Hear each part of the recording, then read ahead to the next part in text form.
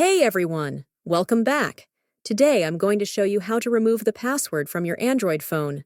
Whether you want to switch to a different security method or just prefer not having a password, this guide will help you out. Let's get started. Open the Settings app on your Android phone. You can find the Settings icon on your home screen or app drawer. Scroll down and tap on Security or Security and Privacy.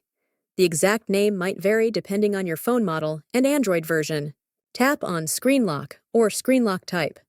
You may be prompted to enter your current password, PIN, or pattern to proceed. After entering your current password, PIN, or pattern, you'll see a list of available screen lock options.